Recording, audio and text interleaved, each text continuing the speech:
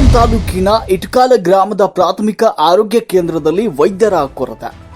ಕಲಬುರಗಿ ಜಿಲ್ಲೆಯ ಸೇಡಂ ತಾಲೂಕಿನ ವ್ಯಾಪ್ತಿಗೆ ಬರುವಂತಹ ಇಟ್ಕಾಲ ಗ್ರಾಮದ ಪ್ರಾಥಮಿಕ ಆರೋಗ್ಯ ಕೇಂದ್ರದಲ್ಲಿ ವೈದ್ಯರ ಕೊರತೆ ಕಾಡ್ತಾ ಇದೆ.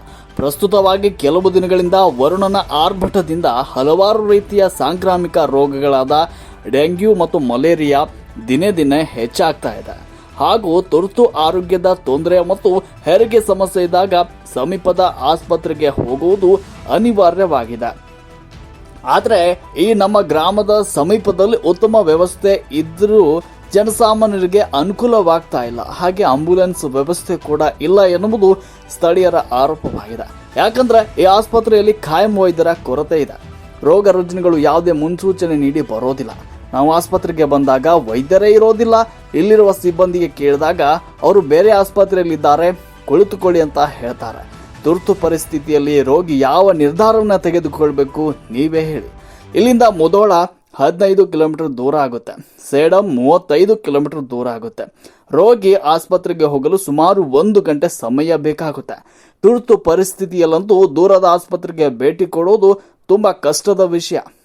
ಈ ಭಾಗದಲ್ಲಿ ಸುಮಾರು 8 ರಿಂದ 10 ಗ್ರಾಮಗಳು ಮತ್ತು 16 ತಾಂಡಗಳ ಜನರಿಗೆ ಸೇಡಂ ಮತ್ತು ಮುಧೋಳಕ್ಕೆ ಹೋಗಲು ಬಹಳಷ್ಟು ಅನಾನುಕೂಲ ಇದೆ.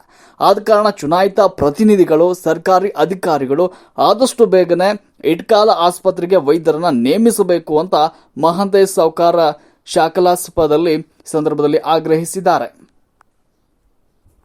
ವರದಿ ಶರಣಯ್ಯ ಮಂಟಪತಿ. ಸೇಡಂ ತಾಲೂಕಿನ ಇಟ್ಕಾಲ ಆಸ್ಪತ್ರೆಯಲ್ಲಿ ವೈದ್ಯರ ಕೊರತೆ ಇದೆ. ಬಹುಶಃ ಸುಮಾರು 1 ವರ್ಷಗಳಿಂದ ವೈದ್ಯರ ಕೊರತೆ ಆಗಿದೆ. ಕಾನಗಡ್ಡ ಗ್ರಾಮದಿಂದ ವೈದ್ಯರು ವಾರದಲ್ಲಿ 2 ದಿನ ಮಾತ್ರ ಬಂದು ಹೋಗ್ತಾರೆ. ಹಾಗಾಗಿ ಈ ಆಸ್ಪತ್ರೆಗೆ ವೈದ್ಯರು ಮತ್ತು ಸಿಬ್ಬಂದಿ ವರ್ಗನೂ ಕೊರತೆ ಇದೆ. ಇಲ್ಲಿ ಲ್ಯಾಬಿಗೆ ಬೇಕಾದಂತಹ ಎಲ್ಲ ಸಲಕರಣೆಗಳು ಇದ್ದಾವೆ. ಅಲ್ಲಿ ಸಿಬ್ಬಂದಿಗಳ ಕೊರತೆ ಇದೆ. ಸಿಬ್ಬಂದಿಗಳು ಮತ್ತು ಅದೇ ರೀತಿ ಈ ಪಕ್ಕದಲ್ಲಿ ಆಂಬುಲೆನ್ಸ್ ಬೇಕಾದರೆ ಇಲ್ಲಿ ಹಲವಾರು ಅಪಘಾತಗಳು ಆಗ್ತಾ ಇದ್ದಾವೆ. ಆದರೆ ಆಂಬುಲೆನ್ಸಿಗೆ ಕರೆ ಮಾಡಿದರೆ, ಮುಧೋಳಿಗೆ ಕರೆ ಮಾಡಿದರೆ, ಮುಧೋಳವರು ಆಂಬುಲೆನ್ಸ್ನವರು ಕರೆ ಮಾಡಿದಾಗ ಅವರು ಪೇಷಂಟನ್ನು ಕರೆದುಕೊಂಡು ಕಲಬುರಗಿ ಹೋಗಿದ್ದಾವೆ ಅನ್ನೋ ಮಾತನ್ನು ಹೇಳ್ತಾರೆ. ಅದೇ ರೀತಿ ಗುರುಮಿಟ್ಕಲ್ಗೆ ಕರೆ ಮಾಡಿದ್ರು ಇಲ್ಲಿನೂ ಆಂಬುಲೆನ್ಸ್ ಸಿಗೋದಿಲ್ಲ. ಹಾಗಾಗಿ ಈ ಆಸ್ಪತ್ರೆಗೆ ಆಂಬುಲೆನ್ಸ್ ಮತ್ತು ವೈದ್ಯರು ಮತ್ತು ಲ್ಯಾಬಿಗೆ ತಕ್ಕಂತಹ ಸಿಬ್ಬಂದಿಗಳ ವ್ಯವಸ್ಥೆ ಆಗಬೇಕು.